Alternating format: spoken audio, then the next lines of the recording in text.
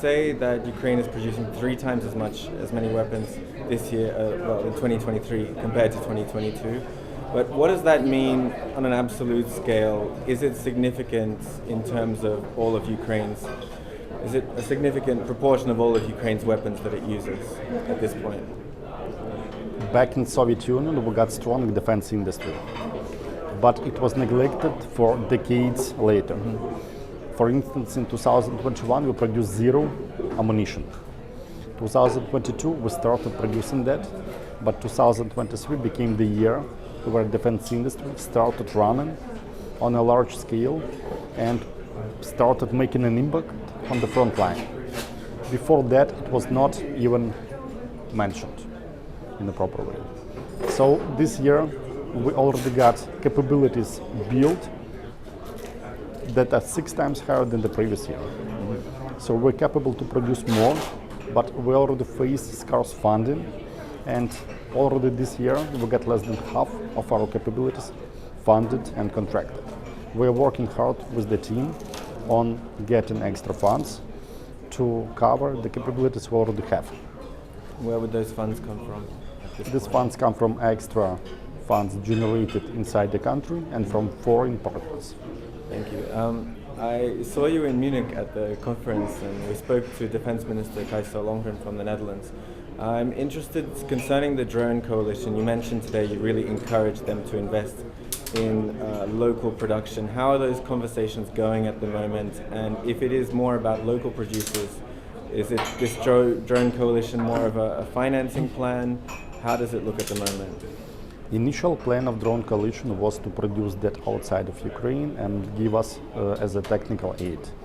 I strongly encourage all NATO defense industries, all NATO countries, to procure those drones from Ukrainian producers.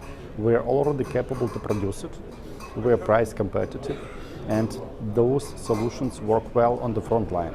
So the best way to make more Russians good Russians is to procure those drones from Ukraine. Speaking of local producers, often I hear this term "zoopark dronів." It seems like there's so many producers innovating, but all on their own, while Russia is able to kind of pool their resources and find the best models and fund them better. Is there any effort from the leadership at the moment to also do something similar, to pool this knowledge and innovation together in a few successful models? At this point, we're happy that we got enough opportunities, enough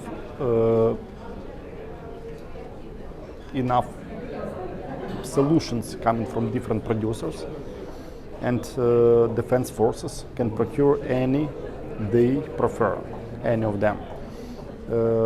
We are happy that we got this boiling innovation ocean that gives new solutions.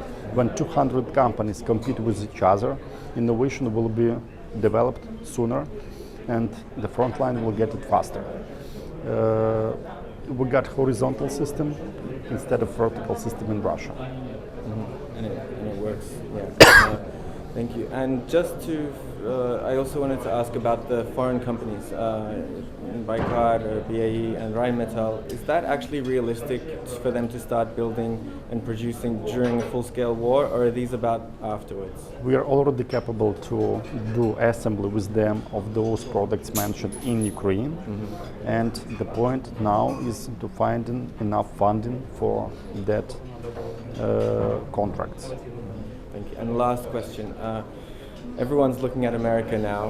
In terms of industrial military production, do you think it's possible in the future or right now for Ukraine and Europe to hang on without the US? I'm sure that US defense industry will be part of the joint capabilities we build up together. And we see strong interest from defense industry from US in regardless with what happens in the house, and I'm sure on the Hill, and I'm sure that the joint capabilities would be built up together with US defense industries. Thank you very much.